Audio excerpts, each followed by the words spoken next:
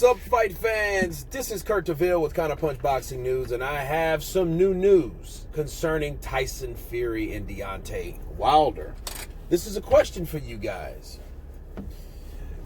Deontay Wilder and Tyson Fury will clash February 22nd, and this is supposed to be for a mandatory position that was stripped away from Dillian Whyte, now given to Tyson, the Gypsy King Fury.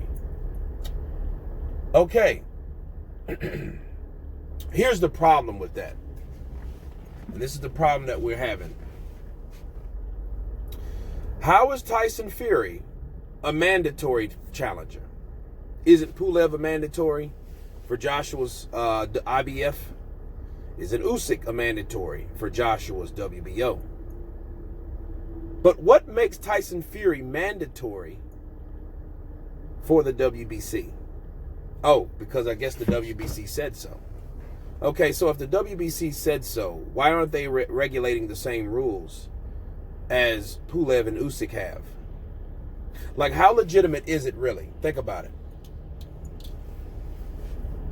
You have these guys, they have a two-way fight contract, fighting a rematch clause, right? In their contract, they have a rematch clause if one of them loses or wins. Well, I think for Fury, if Fury is a true mandatory, if he beats Deontay Wilder and takes his strap, he doesn't have to, by default, he does not have to fight him again. And in what contract have you ever seen a mandatory sign for a rematch? There's no rematches in mandatories whatsoever. You know, so if Fury beats him, he needs to implement that, because I don't think that that's what it is. Or you know, the other question is, why would the sanctioning bodies allow something in a contract that was so contradictive? Okay, that's a contradictive thing. You're mandatory, but there's a rematch in your clause. There's a rematch in your contract. So why would you have that type of perk? And the only thing I'm led to believe is that the WBC is letting Fury and Wilder do whatever they want to do.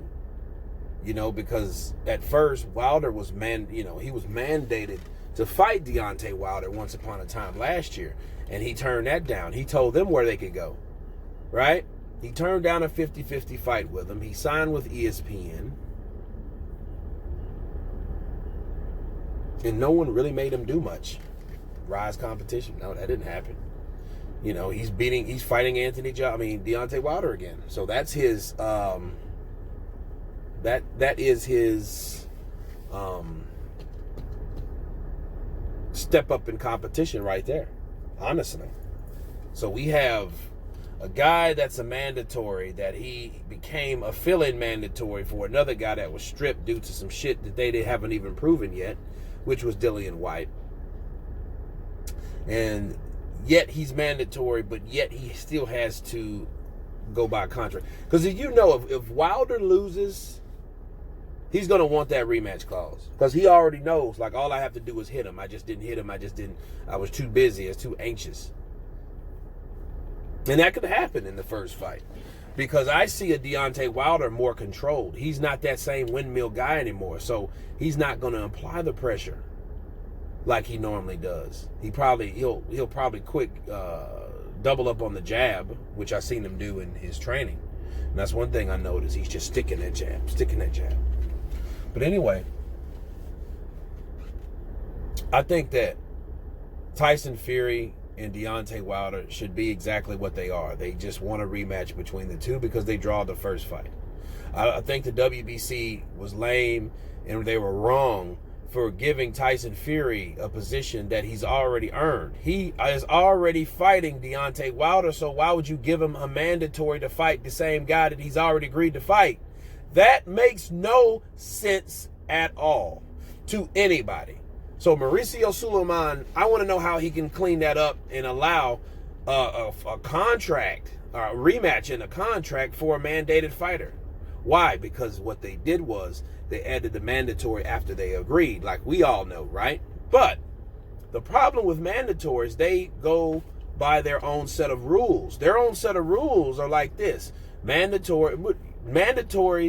or mandatory. If you don't fight the mandatory, you get stripped, and that mandatory either will be awarded that belt or that mandatory has to fight someone else for that belt. That's how that works. Okay, so it is what it is. But I just feel bad for Dillian Whyte at this point, because they're not being mandatory. They're not even honoring the power of being mandatory in this particular situation with Wilder and Fury. So I don't even know if Fury is aware of that. You know, he should be aware of, like, he's a mandatory, so I don't have to fight you no more. I really don't. And then what are you going to do if you try? You can't strip me. Why? Because I'm the champ now. But then we'll know also, if they try to make Tyson Fury, you know, do all these different things, they'll tell you right then, if they didn't make him do that, the WBC doesn't care. They don't care about any of that. They don't care at all. They just wanted to take a privilege away from a boxer that he's earned, and that was Dillian Whyte, and give it to Tyson Fury since he's already fighting. That's some slick shit. It is slick. It's real sleazeball, really, because they already know these guys are going to fight. That's just like giving a person, hey, here's a car, versus but you took that car from someone else while you're giving the car to someone else that already has the car. That's what that reminds me of. So it's real shitty on all levels.